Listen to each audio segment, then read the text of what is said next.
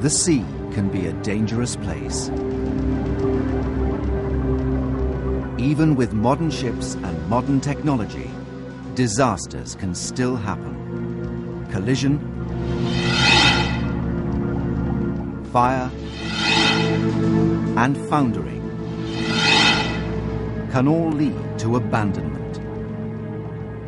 When human lives are at risk, all seafarers owe it to themselves and their colleagues to understand their responsibilities.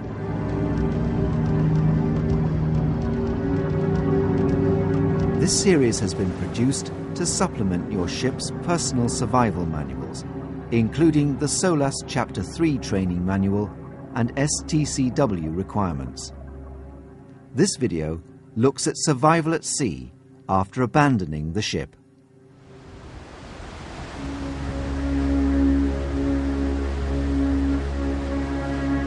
It cannot be stressed too strongly that your ship is your best lifeboat. Abandonment should only be undertaken as a last resort on orders from the master. Before abandonment, the ship's GMDSS distress functions are activated. Generally, there will be alerting both via Inmarsat and via DSC on one or more wave bands. The evacuees must be prepared to spend some time in the survival craft. They should put on extra clothing and head protection before evacuation. They should make every effort to keep dry. Once a survival craft has been launched, the priorities are to get away from the ship, assemble with other survival craft, and stream the sea anchor.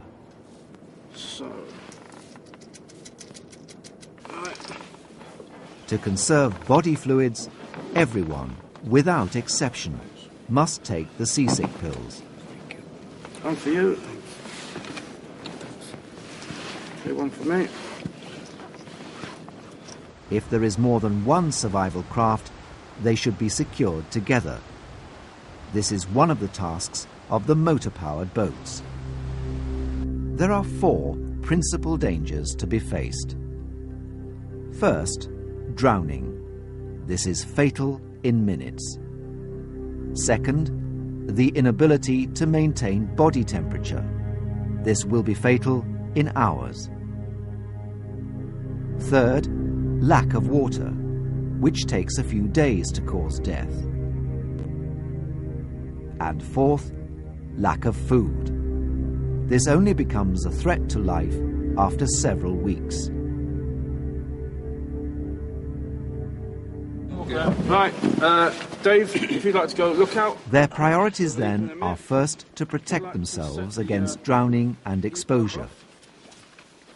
Second, to help rescue services locate them. And third, to conserve their water and food supplies. These priorities are summarized as protection, location, water, and food. If you'd like to just check around you, make sure the raft is okay, check for any leaks. Protection from drowning is provided by the survival craft, so it is essential that its condition is kept under constant watch with regular inspections. Protection from exposure poses different problems in different climates. In hot climates, the sun's heat accelerates the loss of body fluids. This can lead to dehydration and even death by an increase in body temperature, heat stroke. In cold climates, life jackets and thermal protective aids should be used to insulate the evacuees and so prevent heat loss. In totally or partially enclosed lifeboats, the evacuees are well protected from exposure. In hot climates, the door and coxswain's window can be opened for ventilation if sea conditions permit. Protection against exposure is a high priority in cold climates. Shelter and clothing are essential to reduce heat loss. If heat loss is not reduced, the body cannot generate enough heat to maintain body temperature. The result is hypothermia. First, survivors lose the use of their hands, then the use of their arms and legs. Incapacity is followed by apathy, loss of consciousness, and finally death. The first defense against exposure is clothing. It insulates the body. The material traps the heat by means of tiny air pockets. This insulation is reduced dramatically by strong wind and even more so by water. As the heat loss in water is 26 times that in air at the same temperature, it follows that if clothes become wet, their insulating effect is lost. Okay, this guy looks a bit in trouble. He's got a wet t-shirt. You two like to get his t-shirt off, and we'll pass that to Dave to wring out. So wet clothes must be removed and wrung as dry as possible before being put on again.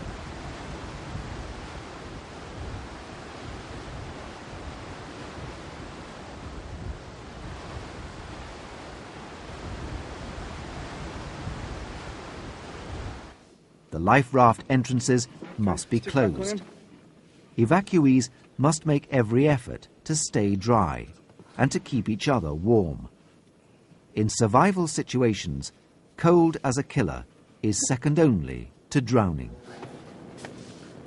Okay, do you want to wipe the floor? And then once you've wiped the floor... Any water in the survival craft must be bailed out using the bailer and sponge.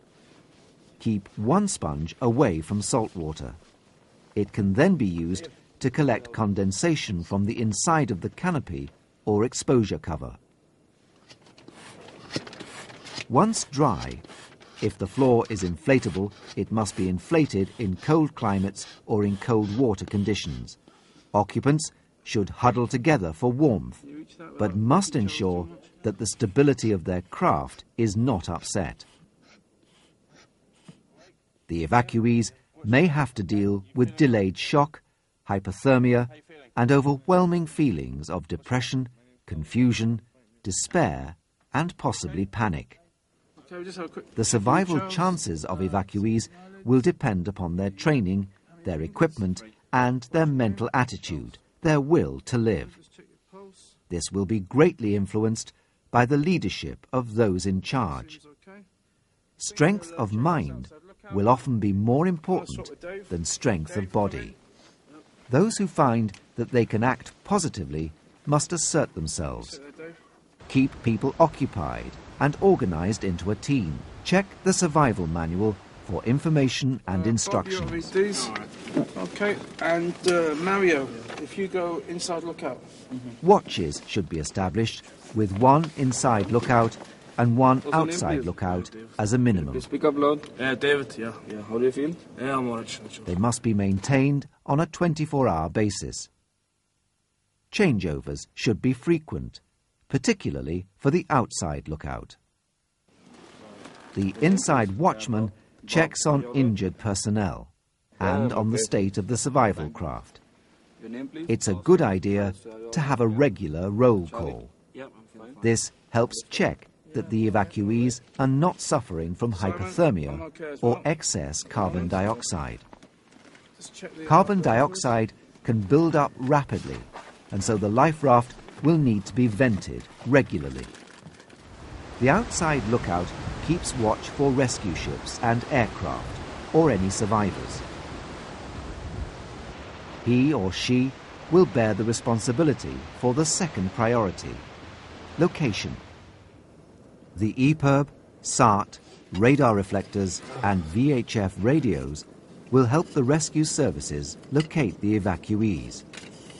But the outside lookout may see them before they see the survival craft. So evacuees must keep all signaling aids at the ready. The satellite EPIRB is designed to alert the rescue services and to give them an accurate position of the evacuees. EPIRB stands for Emergency Position Indicating Radio Beacon. Because of their significance to the rescue services, they're among the most important items of safety equipment on your ship.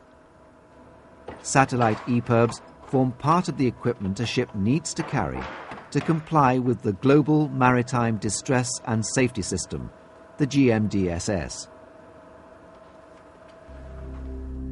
The GMDSS incorporates two satellite systems, the Inmarsat system and the SARSAT system, and their respective Earth stations. Coast radio stations, rescue coordinating centres, and all ships are included. A distress signal from an EPIRB, whether it is a SARSAT or an Inmarsat EPIRB, is relayed to Earth stations and then via landlines to the nearest rescue coordination centre. Both SARSAT and Inmarsat EPIRBs are designed to float free from the ship in case of sinking. They then self-activate. So even if no one sends a distress signal, alerting still takes place. Both types of EPIRB can be activated on board for distress alerting. With the Inmarsat system, emergency response time at a shore installation is 2 to 3 minutes, with an accuracy of 1 to 2 nautical miles. For the SARSAT EPIRB, mean response time is 90 minutes, with an accuracy of 10 nautical miles.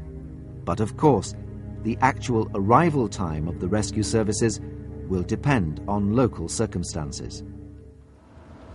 The SART, the Search and Rescue Radar Transponder, is another part of the ship's GMDSS equipment. It must be carried into the survival craft and switched on. It remains passive until interrogated by a ship's radar. It must be secured at least 1 metre above sea level to give it adequate range.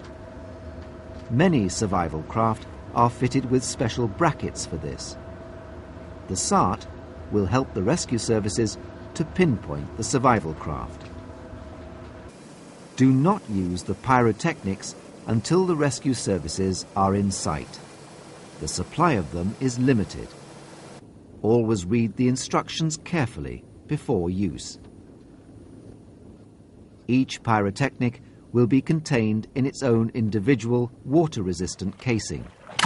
There will be clear instructions on it. They all have self-contained ignition systems. Parachute flares should be used when ships have been sighted by day or by night. The flare must rise to 300 metres and burn for a minimum of 40 seconds. All survival craft have 4 of these. Smoke canisters should be used for both ships and aircraft in daytime. You should find 2 in your life raft or lifeboat. They have a burning time of 3 minutes in calm water and are able to withstand submersion. They're not very effective in winds above force 6. Hand flares are for short-range signalling only. There will be 6 on board. They burn for at least 1 minute. When used according to the manufacturer's instructions, they will not endanger the survival craft by dropping burning residues.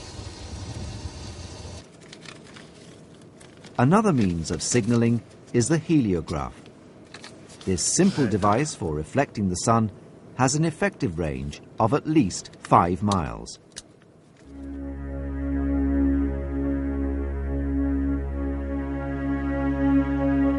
Once the priorities of protection and location are under control, attention should be given to the sick and injured. This is best left to those with specialist training. In the absence of skilled personnel, try to prevent bleeding and protect those suffering from shock or exposure. The first aid outfit includes bandages, antiseptic cream, pain-killing tablets, and a first aid manual. Okay.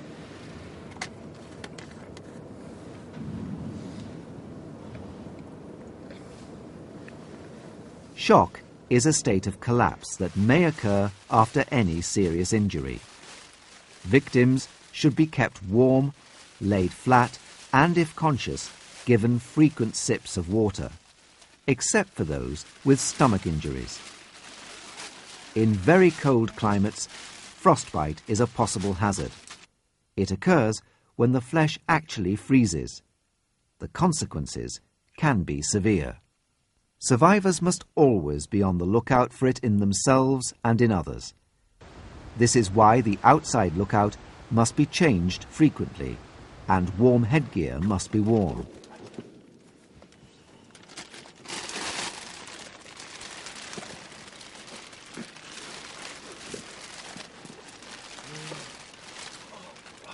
So how are you doing? All right, but Keep moving to encourage circulation, and, if necessary, give massages. Okay, let's have a look then. Applying a warm hand can thaw small areas. Larger areas, such as feet, can be warmed by being placed in a companion's clothing. The pain, when circulation returns, can be severe, and painkillers may be administered. In cold conditions, you should use your survival craft's immersion suits and TPAs. Try to stop that freezing up. Is that okay? How's your nose? Tingling a bit, like with burning sensation in it. Okay. The next priority is water supply. To readjust the body fluid balance, no water should be drunk in the first 24 hours, except for those who have lost blood or are burned. Drink it with one of these beakers, which is here. The water in the emergency pack can be supplemented by catching water. If it has come off the exposure cover or canopy, the first water must be discarded, as it will be salty and contaminated by dye and talcum powder. All water collected should be checked and discarded if it is unfit to drink. So, just let go. Okay. There may be large amounts of condensation. This should be collected with the sponge that has been kept salt-free.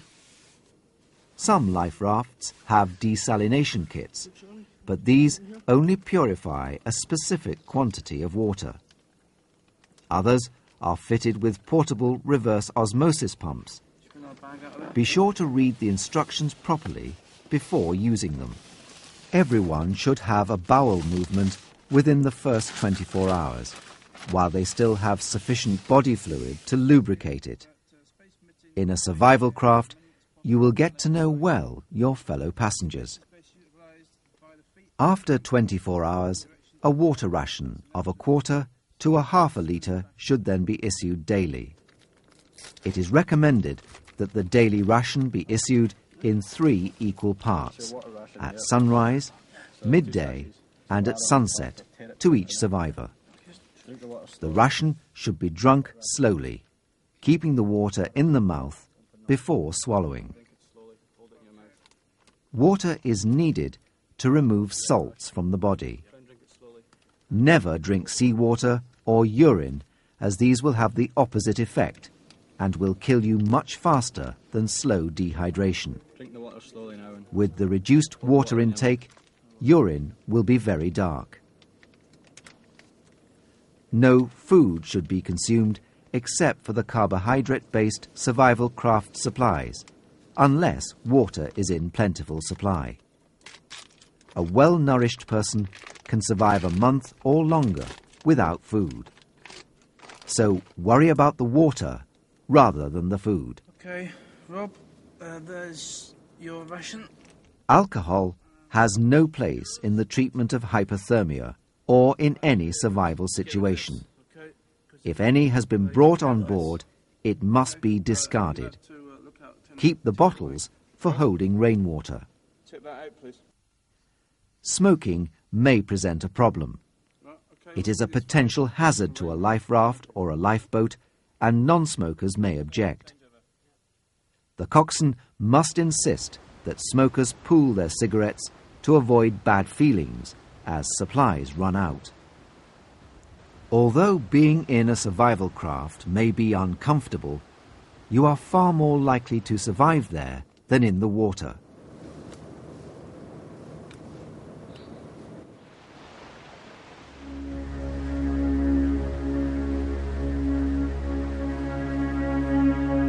For those survivors who find themselves alone in the water, the priorities of protection and location remain the same. The main dangers are drowning and heat loss. Unless the sea temperature is above 33 degrees Celsius, you will lose heat to the water. Do as little as possible. Don't bother to take off your shoes or boots. They provide insulation. It's not worth wasting the effort to take them off. When you first enter cold water, you will be subject to cold shock. You will breathe rapidly for up to 5 minutes, and your heart rate will also go up. Don't swim, and do as little as possible until this phase has passed.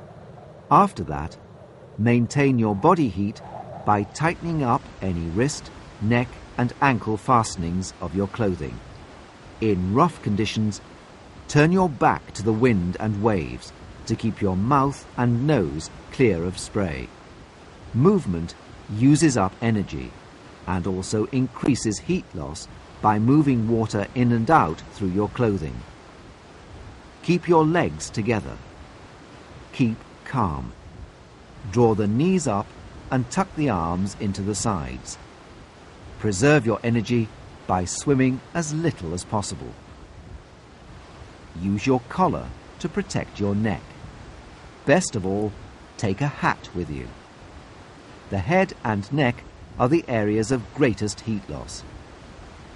If there is more than one survivor in the water, they must keep as close to each other as conditions allow. This will break up wave motion, reduce heat loss, and make the survivors easier for the rescue services to see. They should not tie themselves together. If you can switch off the life jacket lights, only one life jacket light needs to be on. It is important in survival situations to maintain morale and the will to live, to keep warm and dry, and to conserve water supplies. Remember the 4 priorities: protection, location, water, and food. You need to make yourself familiar with the life-saving appliances on your ship. A rescue or airplane or another ship is the Make sure you know your duties as designated on the muster list. Study the ship's general emergency plan and participate fully in all training and drills. This is the food rations. One of the food rations. Every person Abandonment of a ship is very rarely necessary, but it is a risk faced every day by those who go to sea. Only fools have no fear of the sea, and only fools do not prepare, with good training and the proper equipment, to meet the worst possible eventualities. Read the training manuals on your ship. Watch this video series again. You have a duty to yourself and your colleagues in a survival situation. Be certain that you can fulfill it.